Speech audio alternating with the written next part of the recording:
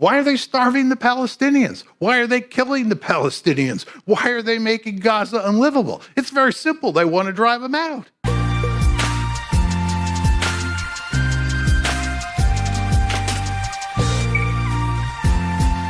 Well, ladies and gentlemen, welcome to the Intercontinental. My name is Tom Switzer. I'm the Executive Director at the Centre for Independent Studies. Now, for those of you who don't know much about CIS, we're a public policy research organisation. We're just based up the road on Macquarie Street, and we are primarily focused on tackling our nation's great public policy challenges. So we're interested in economics, education, energy, housing affordability, intergenerational matters, Aboriginal affairs. But we're also very much engaged in the foreign policy debates, and that brings us to this evening's event. Now, I should stress from the outset that I think it's probably fair to say that this crisis between Israel and Gaza in the Middle East is probably the most vexed issue in international relations in 2024. And in a month's time, we'll hear from Bret Stephens, the award-winning columnist at the New York Times, formerly with the Wall Street Journal. He'll be speaking in solid defence of Israel's military campaign in Gaza. But tonight, we will hear a radically different view. And we at CIS believe that it's very important, especially for a classical liberal organisation like CIS, to hear both sides of any debate. Now, John Mearsheimer is without doubt one of the most distinguished professors of political science in the world. He's been a professor of political science at the University of Chicago for more than 4 decades. He's the author of many prominent and influential books, most notably The Tragedy of Great Power Politics, that was published in 2001, and Foreign Affairs magazine, the prestigious New York-based Journal of Opinion on International Affairs. It ranks Mearsheimer's Great Power thesis as one of the 3 most influential foreign policy theses of the post-Cold War era. John, as Foreign Affairs has actually acknowledged, is, quote, one of the most famous political scientists in history. Extraordinary rap. One of the most famous political scientists in history. And that review of John's latest book was written by a critic. John is also, I think it's fair to say, a global sensation in the digital world. In fact, 19 of his debates and interviews on YouTube have each attracted more than 1 million views. Extraordinary, extraordinary. And I should stress that since he quite correctly predicted that the US-led invasion of Iraq would be not just unnecessary, but a strategic blunder of epic proportions. So it's an extraordinary reach and influence for John. And with that, it's my great pleasure on behalf of CIS, to welcome Professor John Mearsheimer back to CIS. Thank you very much for the kind words, Tom. It's great to be back here. Great to see Tom again. And thank you all for coming out to hear me speak tonight. As everybody knows, since October 7th, the Middle East has been turned upside down. I think before October 7th, almost everybody thought that the Middle East was a quite stable area. There were no big problems. Then October 7th happened, and it looks like nothing but trouble today and for as far as the eye can see. And what I'd like to do is analyze what has happened since October 7th. I'd like to talk about the causes of the trouble, where we are today, and where we're going. And in pursuit of that, I want to break my talk down this way. First, I want to focus on analyzing the conflict in Gaza, mainly between Israel and the Palestinians, or Israel and Hamas. And also to say a few words about Hezbollah, because the Hezbollah-Israel conflict is connected to Gaza. So that's the first conflict I want to look at. Then the second conflict I want to look at is the Iran-Israel-US conflict that took place April 1st, April 14th, and April 19th. And I want to figure out what exactly happened there and what the consequences are. And of course, I'm going to do that with the Gaza war as well. So those are the two conflicts I'm going to look at. And then what I want to do in the second part of the talk is I want to talk about the consequences of all of this, the consequences of those two conflicts for Israel, for the United States, and for Iran. And my basic argument is that Israel is the big loser. Israel is in really serious trouble today, and there's little hope of getting away from that moving forward. Second, that the Americans are also losers, although they do not lose as big as Israel does. And the winners, not in any decisive way, but the winners are the Iranians. So that's the basic structure of my talk this evening. Now, let me start with what happened on October 7th and talk about the Gaza war. And just for purposes of background, for putting a framework in your head, it's very important to understand that Israel today is what I would call Greater Israel. Israel controls everything between the river and the sea. And of course, that phrase is usually associated with Hamas. And what Hamas wants is to control everything between the river and the sea, just like Israel does. And the end result is that what you have today is a Greater Israel. And that Greater Israel includes what's called Green Line Israel. That was Israel before the 1967 war, plus Gaza, plus the West Bank. Okay, so there are those three areas that comprise Greater Israel. And what's very important to understand is that inside Greater Israel, there are roughly 7.3 million Palestinians and roughly 7.3 million Israeli Jews. There is rough equality between the two sides. So the question is, how does Israel think about dealing with Greater Israel, where you have rough equality between these two populations? And there are basically four options. One is you have a democratic Greater Israel. That's not going to happen because it would no longer be a Jewish state. Okay, because if you look at demographic patterns, the Palestinians are making more babies than the Israeli Jews. So that's not happening. Second possibility is a two-state solution.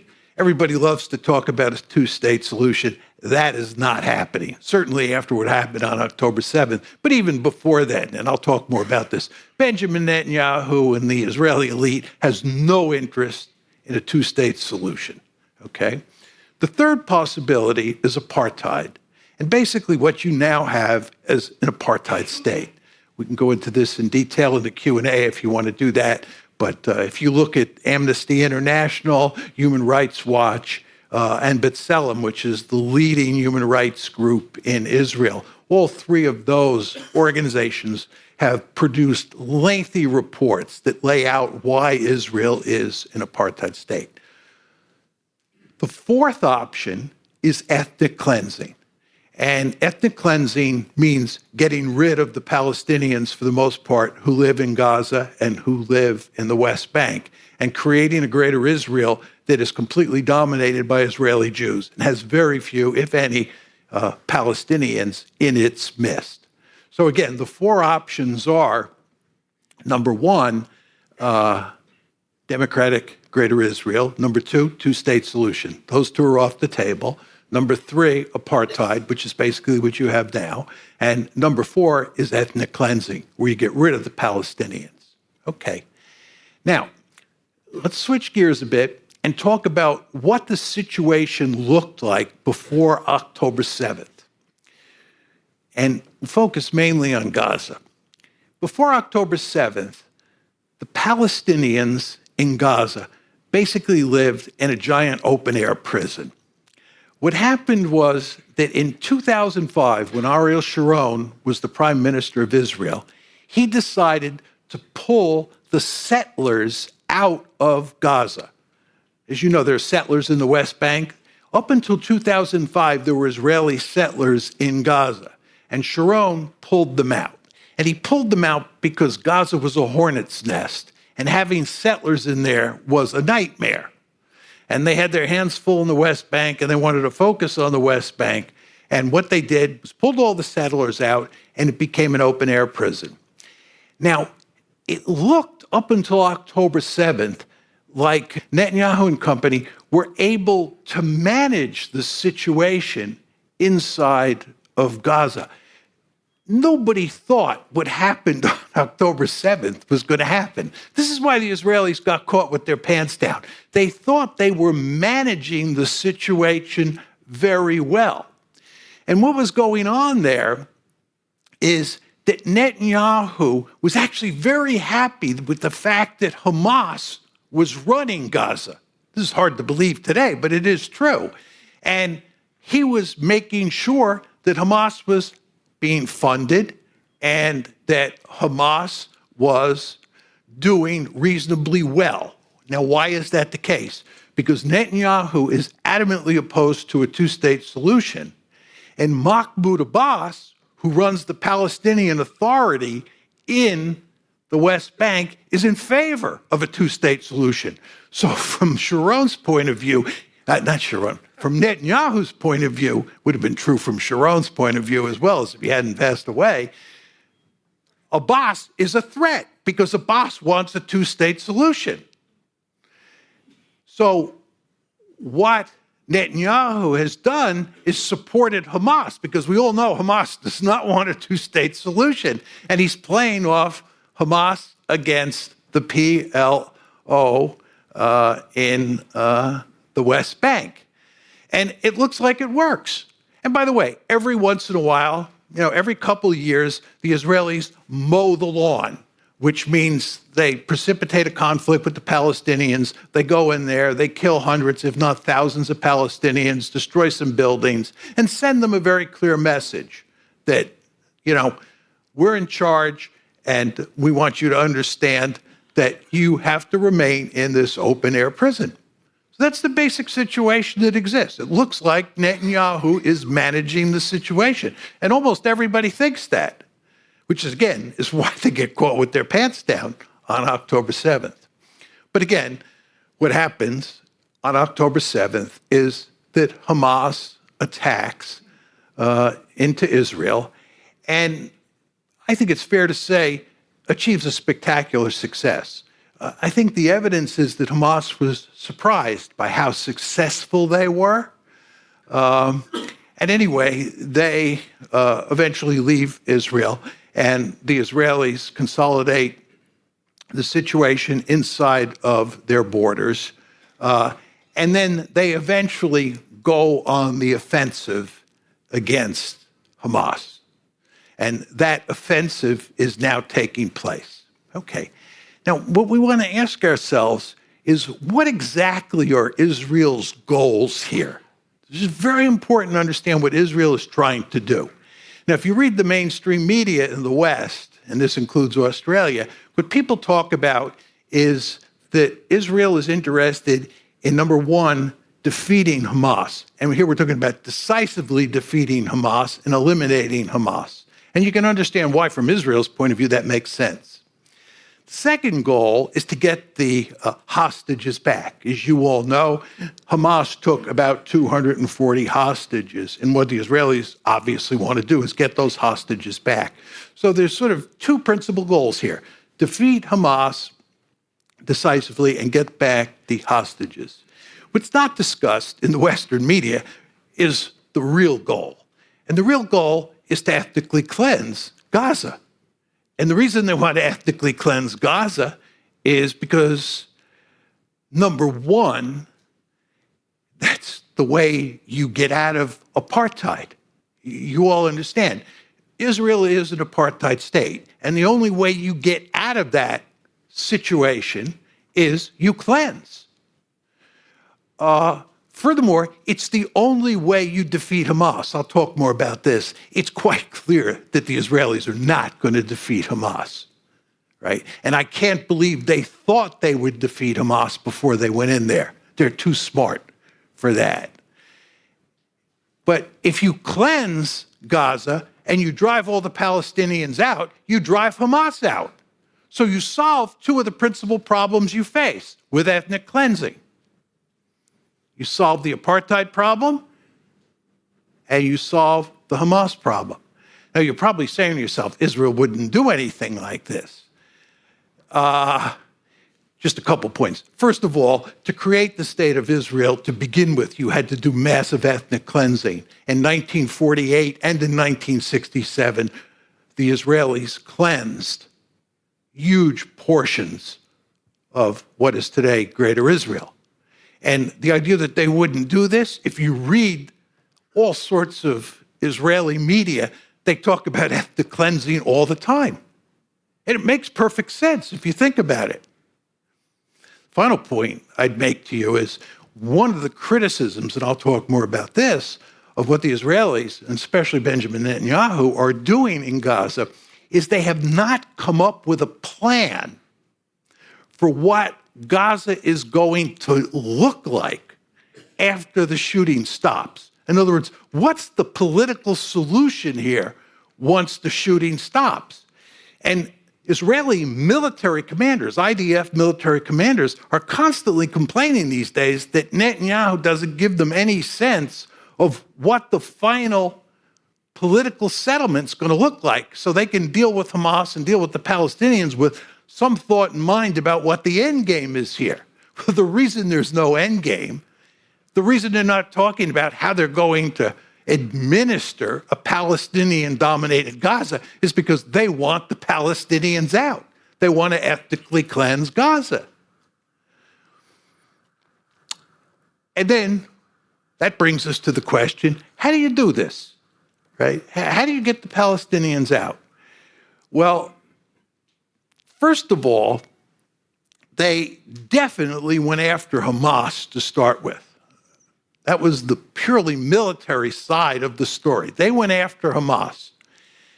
But to make ethnic cleansing work, you have to, number one, kill significant numbers of people, of Palestinians, who are basically innocent Palestinians, not Hamas. You have to kill large numbers of them, and you have to give them a powerful incentive by killing them to drive them out. Number two, you have to make the place unlivable. And that's what they're doing. I mean, they're not just killing people, they're making Gaza unlivable. I could go through this in detail in the Q&A if people want to hear the story. But it is, as many people say, especially the UN people who are there, the place is unlivable. And the reason it's unlivable is because they're trying to cleanse Gaza. It's very important to understand that. And then finally, what they're doing is starving the population. There's all sorts of talk about famine in the northern part of Gaza. The United States is leaning heavily on the Israelis to let food and other kinds of aid in. The Israelis are resisting at every turn. Why are they starving the Palestinians? Why are they killing the Palestinians? Why are they making Gaza unlivable? It's very simple. They want to drive them out. So that's basically what's been happening. And in the beginning, right, there was all sorts of talk about genocide. And I was on the record publicly as saying this is not a genocide. But after December, I changed my mind on that. I think the Israelis are now engaged in genocide. And what's happened here is because they have been unable to get the Palestinians out, they've had to increase the amount of killing that they do, right? They're continuing to push to get the Palestinians out of Gaza. And the way they do that is just kill more and more people and make make the situation in Gaza more and more unlivable, right? So the situation is just getting worse and worse and worse, despite the fact that the United States, and actually the West more generally, are doing what they can to help feed the Palestinians. So the question is, where are we today? Where are we today? First of all, they've not defeated Hamas. and they're not going to defeat Hamas. Kurt Campbell, who is the Deputy Secretary of State, basically said that yesterday. There are all sorts of stories in the Israeli press that they're not going to defeat Hamas.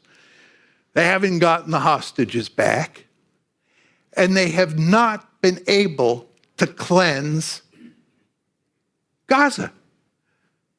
They've not been able to cleanse Gaza. Furthermore, they're stuck in Gaza. They're there, right? They got out in 2005, and they're back there. This is not good. So what you see here is that Israel is in real trouble in Gaza. Now, in addition to the problem in Gaza, they have a huge problem with Hezbollah, because Hezbollah in the north, in support of Hamas, has been shelling northern Israel. And there are somewhere between 60,000 and 100,000 Israelis from the northern part of Israel who have had to move into the center of Israel on a temporary basis and can't go home because Hezbollah is shelling northern Israel. And Hezbollah has said that until this all ends in Gaza, they're going to continue to fight the Israelis. This is a huge problem for the Israelis. So they not only have trouble with Hamas in Gaza, they have trouble with Hezbollah up on the northern border. And by the way, the Houthis are actually now taking aim at the Israelis, and the Houthis just recently landed their first missile inside of Israel. Just one, but that's a harbinger of things to come. So you see how much trouble Israel is in. They have not achieved their objectives with regard to those two stated objectives and with regard to the ethnic cleansing. And as I said to you before, you always want to understand there are four options here. First two are off the table, and that comes down to apartheid or ethnic cleansing. And the Israelis understand full well an apartheid state. We remember what happened to South Africa. We have got to solve that problem. That's why ethnic cleansing is so attractive. But they've been unable to ethnically cleanse so far. That's that story. That's the story about Gaza. Let's shift gears now and talk about Iran versus Israel versus the United States. Up until April 1st, the war between Israel and Iran, and even the United States and Iran, was a shadow war. And it's very important to understand that we did not want the war, that shadow war, to escalate. We did not want to see Iran and Israel get into a fight. Very important to understand, nor did the Iranians. The Iranians had no interest in escalation. The country that had an interest in escalation were the Israelis. The Israelis have had their gun sights on Iran for a long time, and they've been doing everything they can over time to pull us into a war against Iran. But we didn't want a war. What happens on April 1st, as I'm sure all of you remember, is that the Israelis hit the Iranian embassy in Damascus, Syria. This drives the Iranians up a tree. And the Iranians make it clear that they're going to retaliate against Israel. The United States is aghast. The United States is very angry at the Israelis for doing this and not telling them that it was coming. So the Israelis, right, look like they're going to get a big conflict between Israel and the United States on one side and the Iranians on the other side. But the United States doesn't want this, and Iran doesn't want this. So what happens? This is April 1st, the attack on the embassy. On April 14th, Iran retaliates against Israel. You all remember this. The question is, what happens between April 1st and April 14th? And then what happens on April 14th? It's all very important to understand these details. The United States and Iran work together through intermediaries, because we don't have direct relations.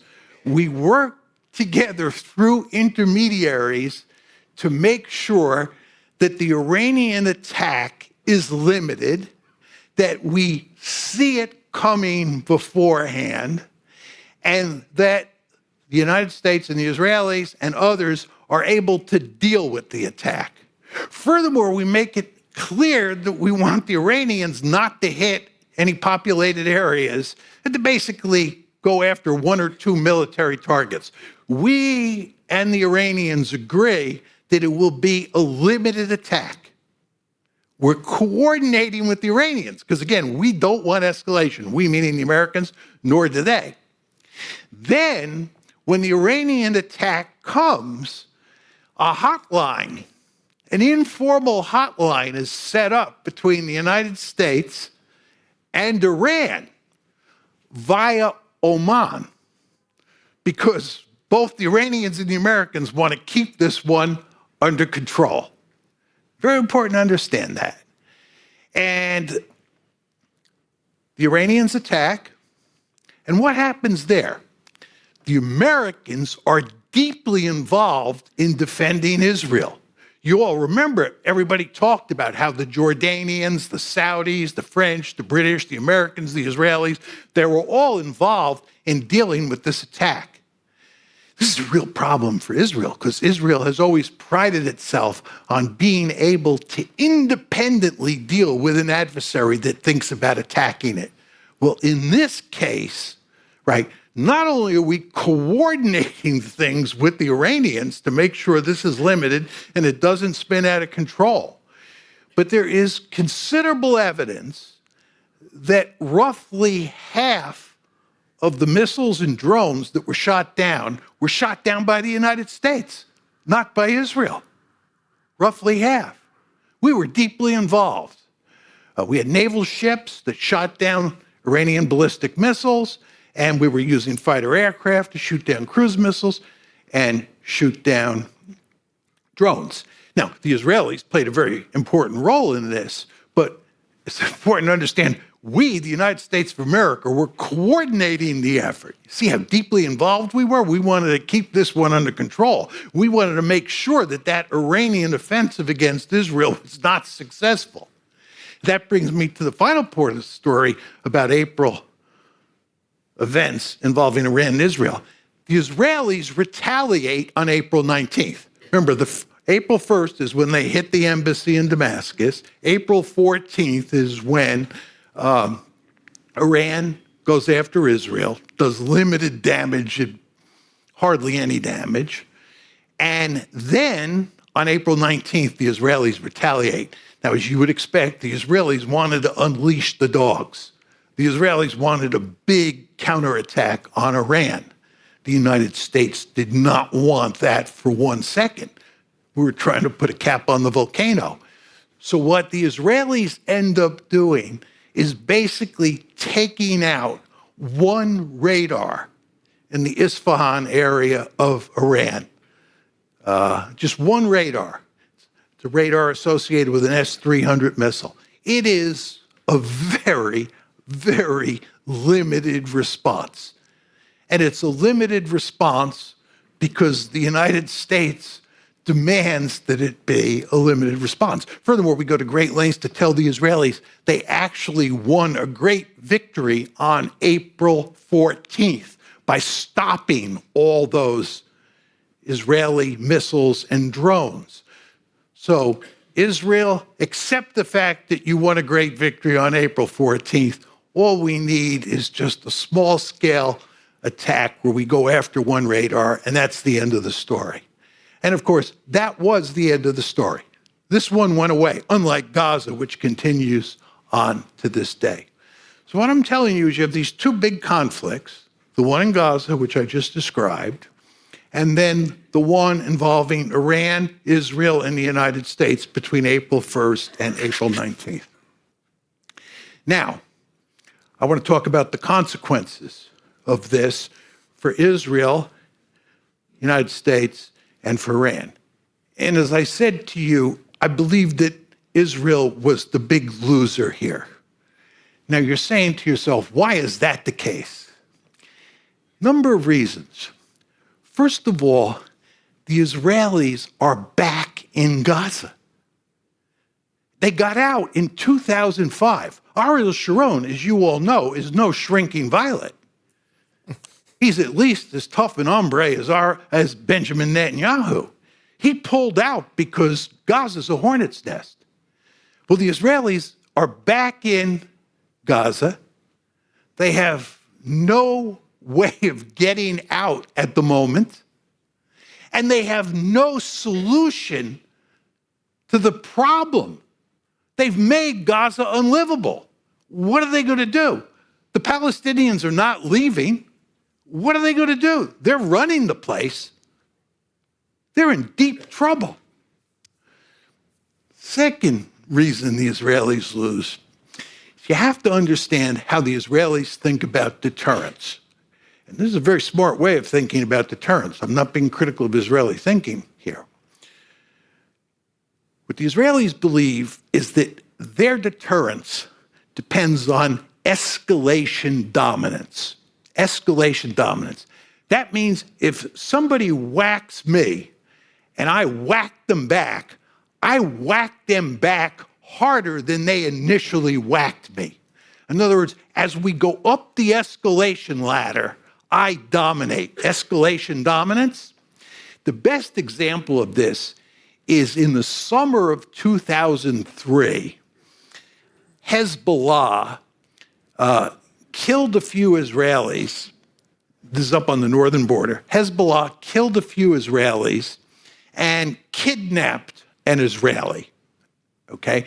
The Israelis massively retaliated. And Nasrallah, who is the head of Hezbollah, said, I think 2 months later, Nasrallah said, if I had known what the Israelis were going to do in terms of retaliating, I would have never allowed the attack on July 12th, 2006. That's escalation dominance. Do you understand? It's very important. From Israel's point of view, they have to make it clear to all their neighbors that if you whack us, we'll whack you back harder. It's now very clear the Israelis no longer have escalation dominance vis-a-vis Iran or vis-a-vis Hezbollah. They cannot shut down the conflict with Hezbollah on their northern border. It's really quite remarkable. The Israelis are hitting Hezbollah very hard, and Hezbollah is responding. Hezbollah has 150,000 rockets and missiles, and those numbers will only grow with the passage of time. 150,000, right? So the Israelis are limited in what they can do. And with regard to Iran, I described to you what happened April 1st, April 14th, April 19th. That is not escalation dominance. I'm sorry. That is not escalation dominance. And furthermore, they needed the Americans. You all understand. I'm just sort of diverting from the path I'm on for 1 second. If you look at what's happening in Gaza, the Israelis could never conduct that operation in Gaza without American support. Not even close. And all sorts of Israeli generals say that in the Israeli press. They cannot, by themselves, produce the weaponry to conduct the operations they're now conducting in Gaza. They need us. And what I'm telling you about what happened on April 14th is they needed us. You hear all this talk about Iron Dome and their ability to shoot down missiles. They cannot do it alone. Iron Dome is not that formidable defensive system. And furthermore, given cost exchange ratios, the number of missiles that the Iranians and Hezbollah have, Iron Dome over the long term in a fight is just not very useful. So from a deterrence point of view, the Israelis are in real trouble. So my first point is they're in real trouble because they're stuck in Gaza and they have no solution to the problem. And number two, their deterrence has been badly weakened. Number three is it's very important to understand with the coming of all these missiles and the coming of drones, it's now possible for actors like Hamas, the Houthis, and Hezbollah, and Iran to develop the capability to hit Israel. and cause enormous amounts of damage.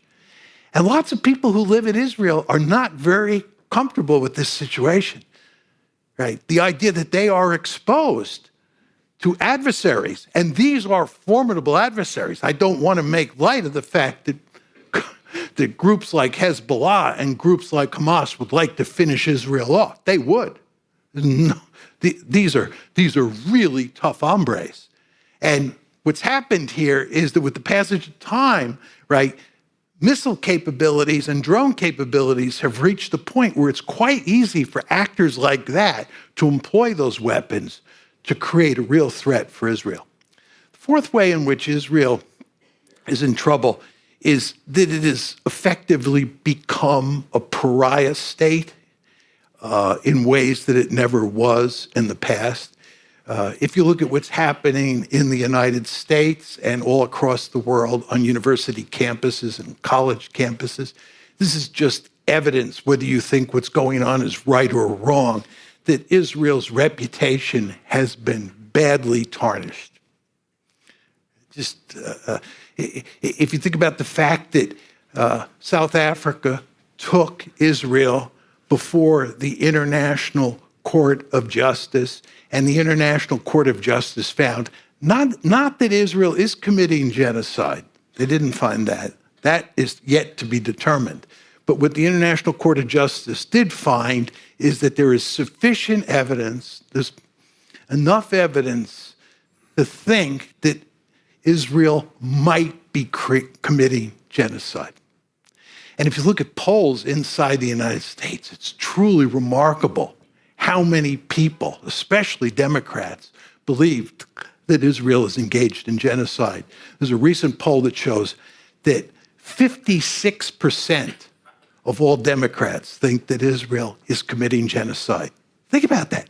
56% of Americans polled think that Israel is committing genocide.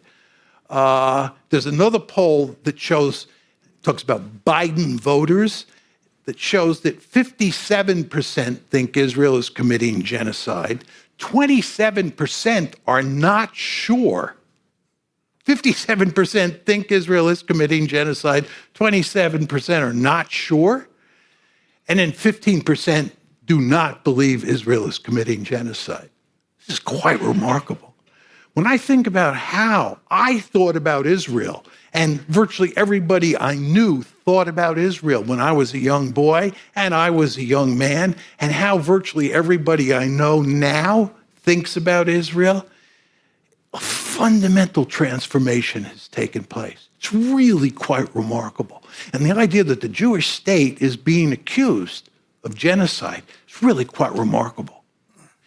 This is a sign of big trouble. And the use of the apartheid label is used increasingly. And this is not going to change because the situation in Gaza is not going to get any better. That was one of the points I'm trying to get through to you. There is no solution on the horizon here. If anybody asked me in the question and answer period, what would I do to fix this problem? I could tell you what the answer is now. I have no idea. Let's be very clear on this. Categorically depressing. But anyway, I think that from Israel's point of view, what's happened to its reputation is disastrous. And I don't think it's going to get any better over time. So this is why, these four reasons. Number one, the fact they're stuck in Gaza once more. Number two, the fact that their deterrence has been weakened because they don't have escalation dominance. Number three, the fact that they're surrounded by adversaries who loathe them, would like to destroy them, and who have increasing numbers of missiles and drones that can cause them lots of trouble is bad news. And number four, the pariah state argument. Now let me conclude by talking briefly about the United States and talking about Iran. The United States is also a big loser here. First of all, it's in our interest to have peace in the Middle East. First of all, we've been fighting so many wars. The American public is just sick of all these wars. The last thing we want are more wars in the Middle East. Oh my God, a war against Iran. This is the last thing people want, right? We want peace. Furthermore, we need a peaceful Middle East so we can pivot to East Asia. right? From an American point of view, the most serious threat on the planet is China. The United States has to contain China. We have to pivot to Asia. We can't pivot to Asia because we're pinned down in Ukraine, and now we're pinned down in the Middle East. This is not good. We want, for sure, to settle this one, right? To have a situation like the one that existed before October 7th. Remember, Jake Sullivan said a few weeks before October 7th, we haven't seen the Middle East this peaceful for a long time, and he was very happy about that. And it made perfect sense from an American point of view. But that went away very quickly on October 7th. So we want peace. Second point is, we also care greatly about having friendly relations with as many states in the Middle East as possible. Why is that the case?